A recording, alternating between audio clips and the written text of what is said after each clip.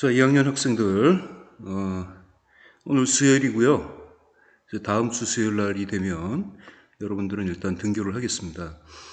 등교한 이후에 뭐 매일 나오는 건 아닌 것 같아요. 지금 뉴스 나오는 거 보면 한 주 나오고 한 주는 온라인 수업, 뭐 이런 식으로 진행되는 것 같습니다. 아무튼 여러분들이 이제 다음 주에 오기 때문에 그 전까지는 온라인으로 우리가 공부할 수 있는 부분들을 많이 공부를 해두면 되겠습니다. 저번에 말했듯이 175쪽에 김시습의 이생규장전 그 사전 그 수업 들어가기 전에 여러 가지 김시습과 금오신화에 대해서 얘기를 했습니다. 이제 오늘은 그 글을 읽으면서 그 내용을 살펴보도록 하겠습니다. 자, 그럼 선생님이 읽을게요. 앞부분의 줄거리, 그러니까 여기는 전체 이야기가 나온 게 아니라 앞부분의 줄거리 일부만 나왔다는 거죠. 자, 송도에 사는 이생이 뭐야, 그쵸? 이시성을 가진 선비라는 뜻이죠. 이 생이 이름이 아니란 말이야. 공부하는 학생이라는 뜻이죠. 그러니까 이생이다 그러면 뭔가 벼슬을 하지 않고 공부를 하고 있는 그런 선비다, 그렇게 말할 수 있습니다. 이생은 국학에 가는 길에 이 국학이라고 하는 건 뭐냐면 국가가 세운, 지금으로 하자면 대학 같은 겁니다. 성균관이라는 거 있죠. 그것도 조선시대 그 국가에서 만든 대학 비슷한 거죠. 이 대학이 왜 필요했냐면 옛날에 관리들을 갖다 양성하기 위해서 필요했습니다. 그래서 지방에서 이제 공부를 했던 학생들이 지방의 뭐 서당이나 뭐 이런데 서원 이런 데서 공부를 하다가 과거 시험을 봐요. 그러면 초시 시험을 봐갖고 합격을 하면 초시라는 자격이 주어지는 겁니다. 지금으로 하자면 뭐 전문대 졸업장, 대학 졸업장 정도가 돼요. 근데 초시도 실질적으로는 권한이나 이런 건 없었지만 어떤 일종의 명예적인 그런 그런 관직이었습니다. 그래갖고 양반이 되려면, 양반이라는 계급을 유지하려면 4대 동안 아버지, 할아버지, 고조할아버지 이렇게 4대 동안 누구든지 그 중에 한 명은 초시 이상의 시험에 합격을 해야 돼. 4대 동안 초시 합격을 못하면 그냥 평민이 되는 거야. 그래갖고 옛날에 그 양반들은 이 4대 동안 초시가 안 됐는데 양반을 유지하기 위해서 바로 뭐냐면 마지막 때 내가 이제 초시 시험에 합격할 가능성이 거의 없잖아. 그러면 양반집하고 결혼을 해. 그렇게 되면 또 양반이 유지가 돼요. 이런 식으로 그 옛날에 그냥 양반은 그냥 쭉 진행된 그런 게 아니라 4대에 한 번씩 초시 이상의 어떤 과거 시험을 봐서 급제를 해야 된다 이런 얘기죠. 과거 시험에 그 급제를 하고 나면 그거 갖고 이제 벼슬을 하는 게 아니라 성균관에 오는 거예요. 성균관에 와서 일정하게 공부를 해갖고 출석이 인정되면 그 다음에 대과 시험을 보는 겁니다. 대과 시험에 합격이 되면 이제 관직에 나가는 거예요. 그래서 그 전에 초시를 보거나 지방에서 진사 시험을 봤던 그런 유생들이 성균관에 와서 기숙을 하면서 뭐가 된다? 일정하게 공부를 하고 공부 기간이 차면 출석부를 갖고 대과 시험을 봤다. 이렇게 여러분이 아시면 되겠습니다. 그러니까 이생은 국학에 갔다라는 건 이제 유학을 공부해서 벼슬길로 나가려고 공부를 했던 학생이었다. 이렇게 여러분이 아시면 되겠습니다.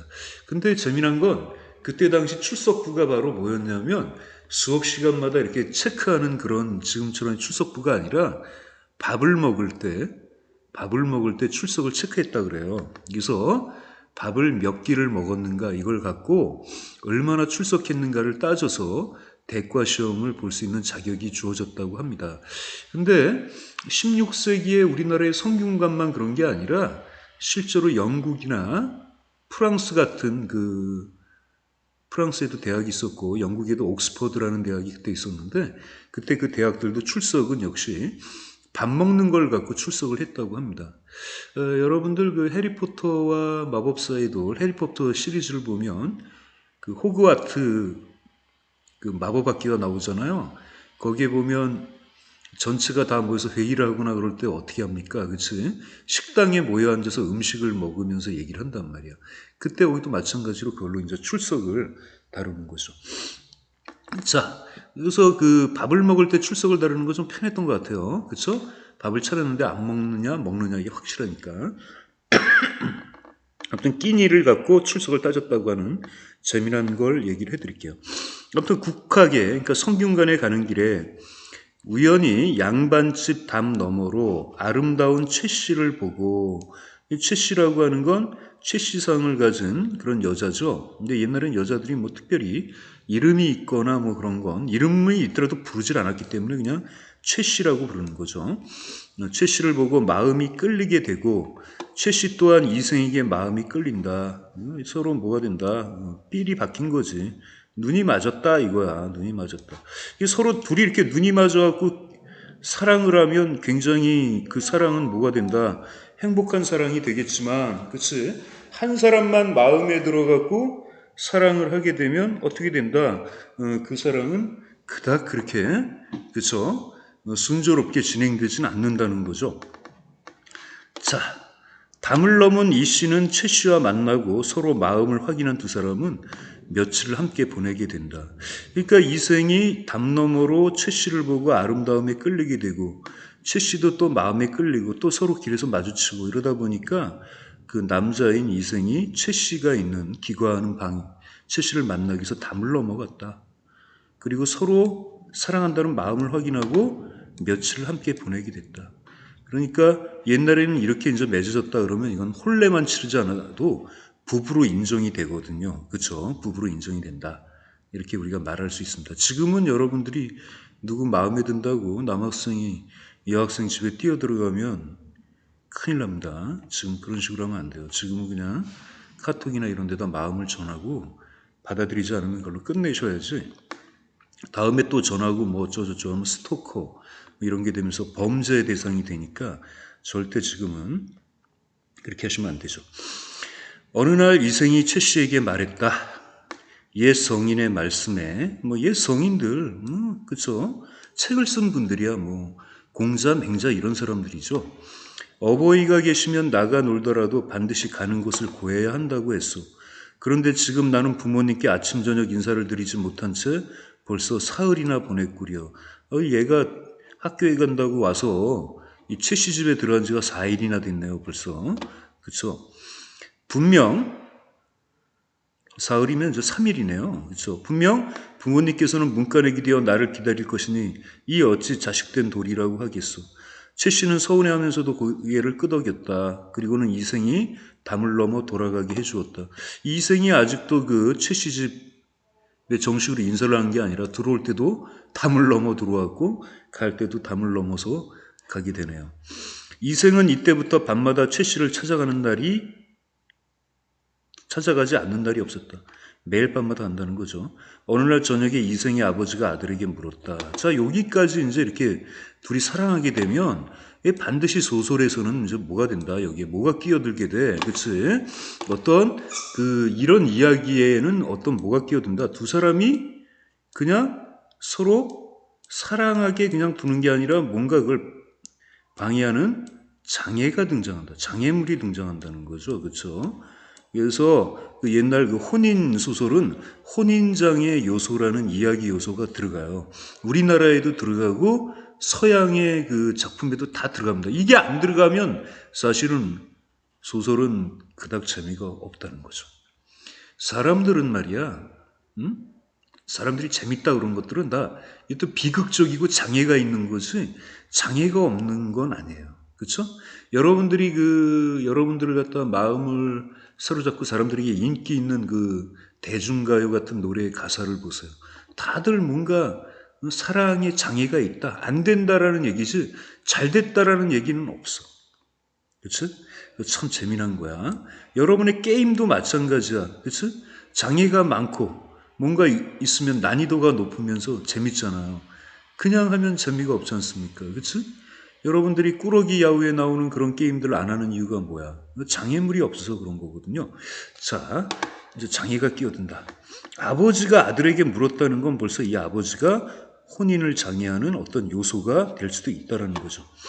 내가 아침에 집을 나갔다가 저녁에 돌아오는 것은 옛 성인이 남기신 인의 가르침을 배우려는 것이다. 그러니까 유학의 도리를 가리킨다. 인의, 어짐과 의로움을 배우는 것이다. 그런데 요즘은 황혼역에 나갔다가 새벽녘에 돌아오니 이게 어찌된 일이냐. 분명 경박한 놈들의 행실을 배워 경박하다, 가볍다, 가벼운 인간들, 깊이 생각하지 못하는 인간들, 지금으로 하면 건달, 그치? 양아치, 불량배, 일진 이런 것들이 되겠죠. 놈들의 행실을 배워 남의 집 담장을 넘어가서 누구네 집 규수와 정을 통하고 다니는 것일 테지. 규수라고 하는 거는 이제 그 다 큰 여성을 가리키는 거예요. 정을 통한다. 그치? 서로 사귄다라는 거죠.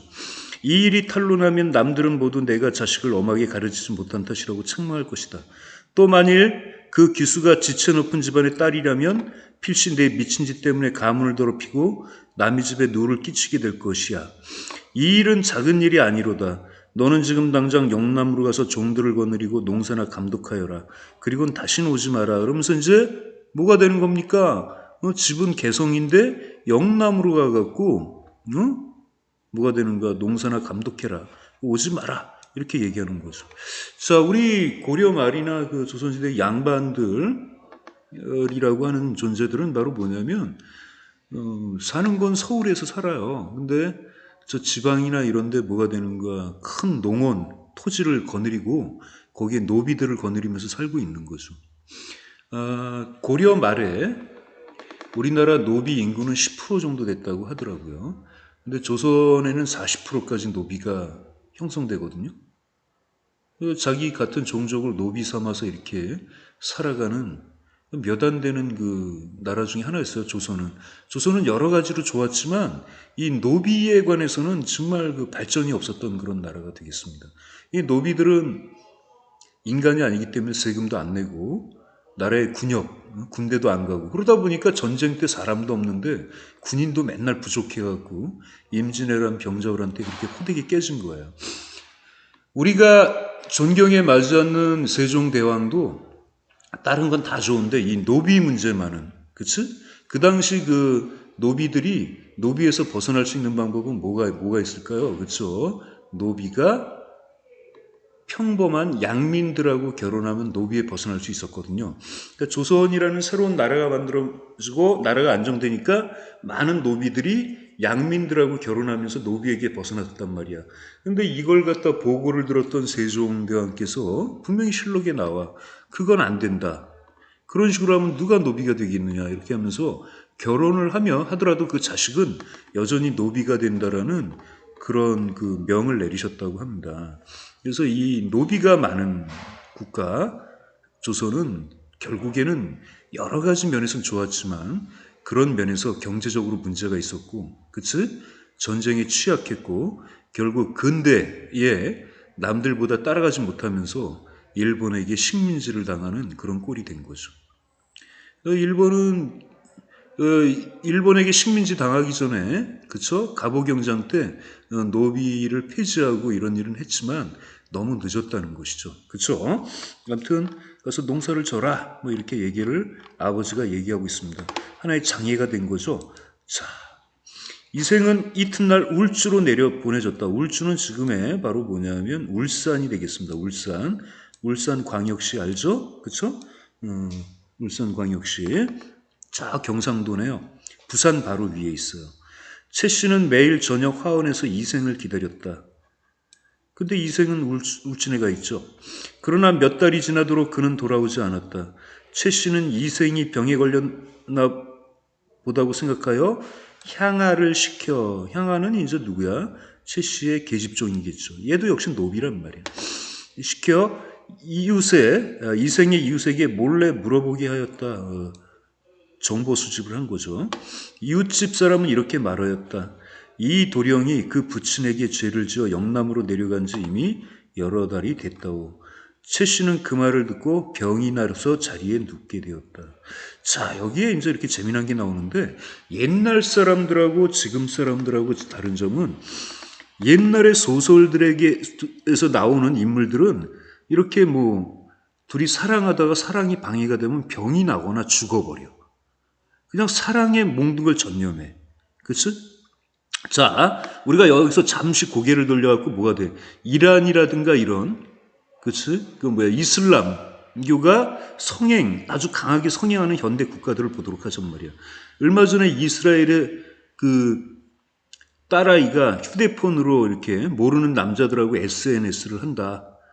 그래서 뭐가 부정스럽다, 치욕스럽다 그래갖고 아버지가 딸을 데려다가 목을 잘라서 죽였어, 동네에서. 그래갖고 이란이 발칵 뒤집혔단 말이야. 근데 그 집만 그런 게 아니라 사실 많이 일어난다는 거죠. 아버지 몰래 뭐 연애를 하거나 이러면 죽인다는 거죠. 인도 같은 데서도 뭐가 되는 거야? 그치? 한 남자가, 계급이 다른 남자가 한 여자랑 연애하다가 지나가다가 끌려갖고 그냥 바로 그 가족들에 의해서 대낮에 칼로 난자당하면서 죽는 일이 생겼단 말이야. 그런 나라들을 보면 어떻습니까? 그치? 그런 나라들은 우리가 이렇게 생각하면 되는 거야. 그런 나라들은 핸드폰도 몰고 자동차도 몰고 다니지만 아직 국가는 뭐야? 우리나라 옛날 신라 시대 때 정도, 고려 시대 때 정도의 뭐야? 그런 수준에 있는 나라구나. 이렇게 생각하면 되는 겁니다. 그치? 근데 여기 그 김시습의 이 소설에 보면 남녀 주인공들이 부모님이나 이런 건 맞긴 하지만 자기들끼리 눈이 맞춰서 사랑을 하고 그 사랑을 쟁취하기 위해서 노력을 한단 말이야. 그리고 가끔은 고전소설을 보면 부모들이 둘이 사랑하는 걸 보고 포기해버려. 둘이 결혼시키는 경우가 굉장히 많거든요. 이런 것들을 본다면 조선이라는 나라는 뭐가 돼 있다. 그 윤리가 점점 이렇게 좀 붕괴돼 있고 우리나라 사람들이 기본적으로 어떤 이념이나 이런 걸 믿긴 믿되 강하게 믿는 그것 때문에 누구를 죽이거나 하는 그 정도의 그 유연성이 부족한 사람은 아니라는 걸 알게 되죠. 그렇죠? 여러분도 알다시피 우리나라는 그 전 세계에서 놀라울 정도로 기독교, 카톨릭, 불교가 서로 종교 신자들을 나눠 갖고 있어요. 그 중에 신천지도 좀 들어가 있죠. 그렇죠? 이렇게 나눠 가지면서도 종교 간에 서로 모여 갖고 전쟁이라는 걸 안 하죠. 그렇죠? 서로 생각이 다르고 이런다는데도 용납이 된다는 거죠. 이런 점이 그 한국의 조선의 문화의 그 뛰어난 점이긴 하지만 그러나 한편으로 경제적으로 노비를 근간으로 했다는 점에서 조선은 좀 문제가 있었다는 겁니다. 임진왜란 때 여러분들 알다시피 그 일본 군대가 서울로 진격할 때 노비들이 같이 일본 편을 들어갖고 처음에 막 같이 진격하고 그랬어요. 이런 거 역사적으로 안 배웠죠.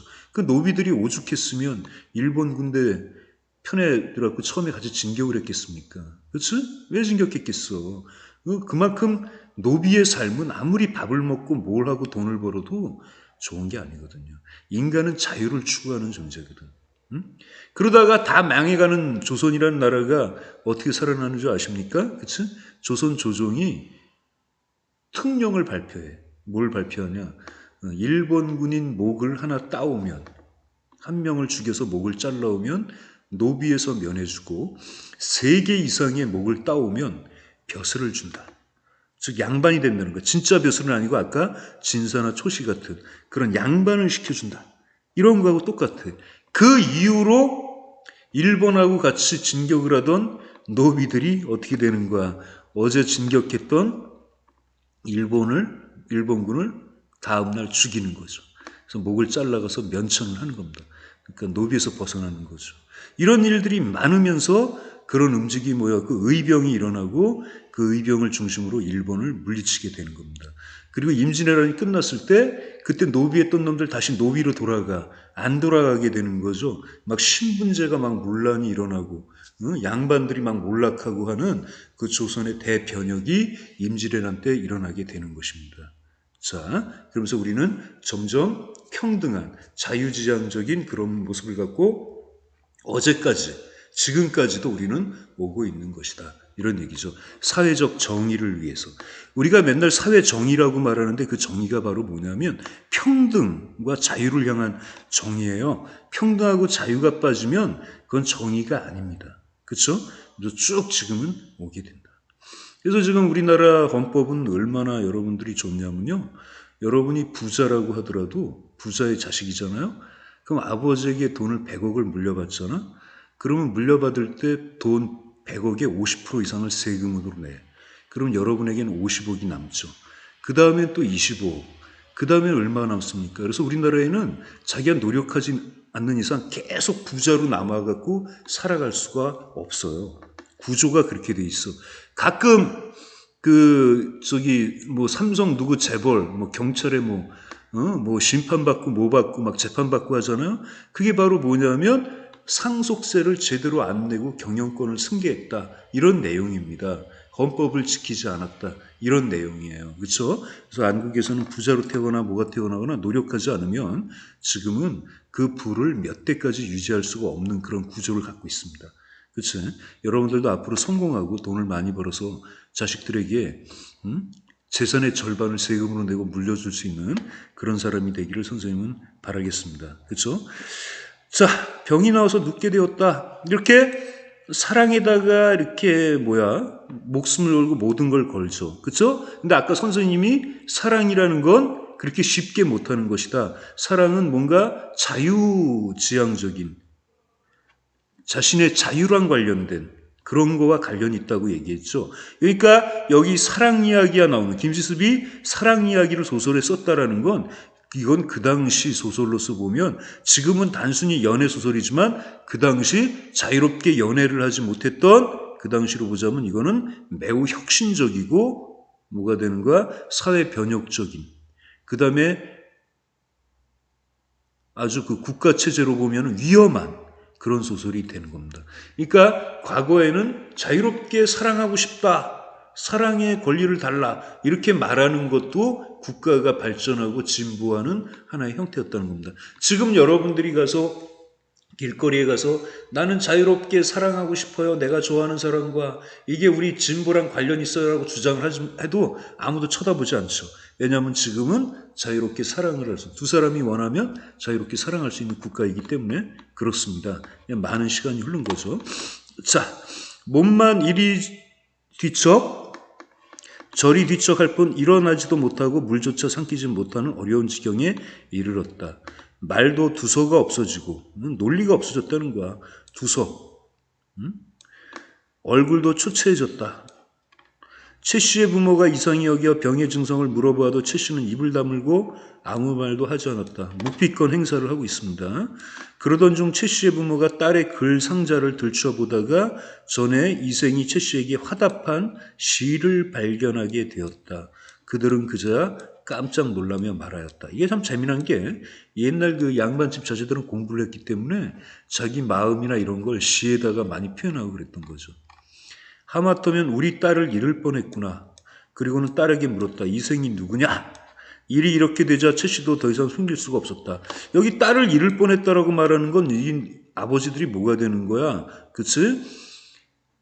자기들 몰래 연애를 한 딸이 나쁘다가 아니라 그치? 딸의 목숨이 더 중요하다는 거죠. 그러니까 딸에게 물어봐갖고 이생이 누군가를 만나서 결합을 시켜준다는 거죠. 이게 딸이 죽는 것보단 낫다. 여기서 벌써 뭐가 되는 겁니까? 상당히 최 씨의 부모는 어떤 사람들이다. 그치?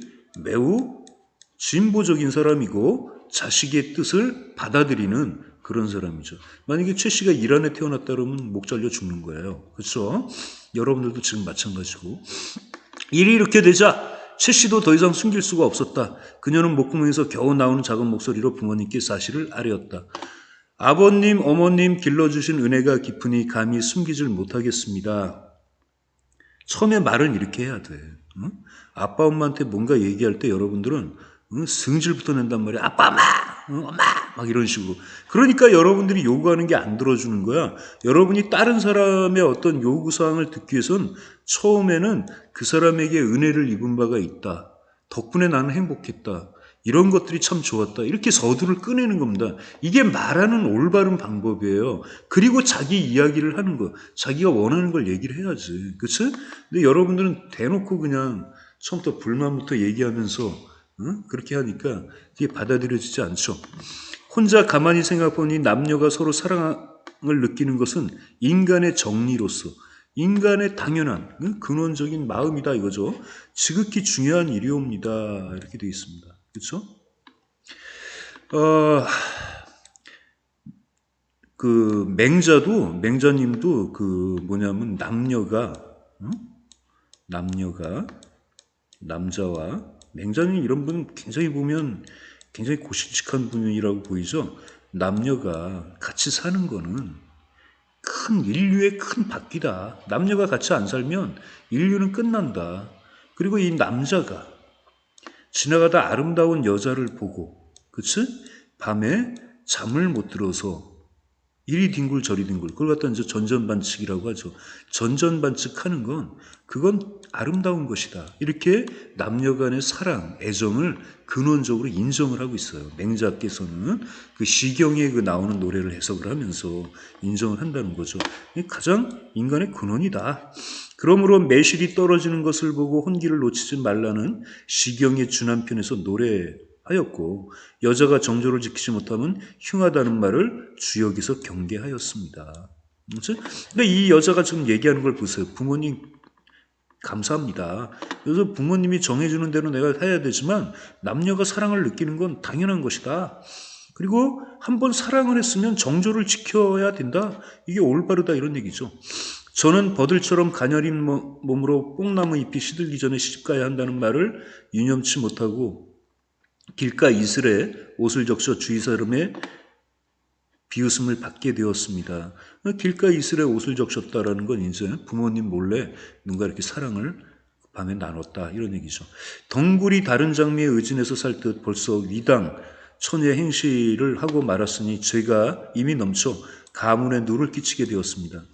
그러나 저 신이 없는 도련이 한번 가시 집안의 향을 훔친 뒤 원망이 천갈래로 생겼습니다. 여리디 여린 몸으로 서러운 고독을 견디다 보니 그리운 정은 나날이 깊어가고 큰 병은 나날이 더해가서 거의 죽을 지경이 되었습니다. 장차 한 맺힌 귀신이 될 듯합니다. 이 말이 뭐냐면, 그치, 자기가 잘못한 건 알겠는데 너무 그리움에 서묻혀서 잘못하면 자기는 죽을 것 같다라고 이제 이렇게 자기의 급박한 마음을 이렇게 얘기를 하는 거죠. 부모님께서 저의 소원을 들어주신다면 제 남은 목숨은 보존될 것이고, 만약 간곡한 정을 거절하신다면 그저 죽음만 있을 뿐입니다. 죽겠다는 거야, 사랑을 위해서. 응?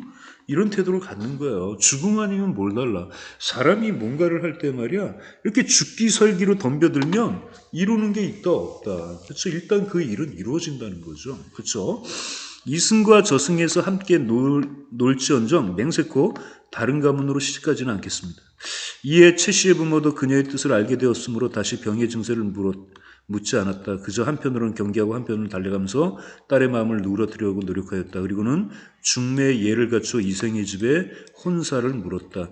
이생의 아버지는 최 씨 가문의 문벌이 어떤지를 물은 후 말하였다.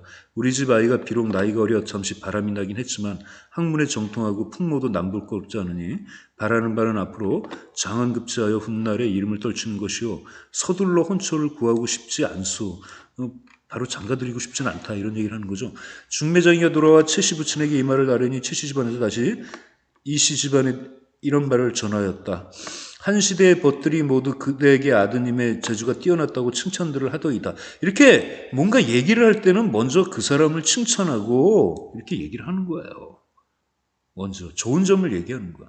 응? 한 이 시대 이 남자가 이 이치가 뭔지 어떻게 알아? 근데 그냥 칭찬부터 그냥 하는 거잖아. 한 시대 벗들이 대개 아드님이 아주 훌륭하다 이렇게 얘기를 하는 거죠. 지금은 웅크리고 있지만 어찌 끝내 연못 속에만 머물고 있겠습니까? 큰 바다로 가겠다 이런 얘기죠. 속히 좋은 날을 정해 두 가문의 즐거움을 합하는 것이 좋을 듯합니다. 이렇게 그 남자애를 갖다가 뭐가 되는 거야? 응? 칭찬을 해주고 그치? 칭찬을 해주고 그 다음에 이제 뭔가를 추구하는 거겠죠. 그쵸? 중매쟁이가 또 가서 이 말을 이생의 부친에게 고하니 부친이 말하였다. 나 역시 젊어서부터 책을 적고 경전을 공부했지만 늙도록 성공하지 못했소.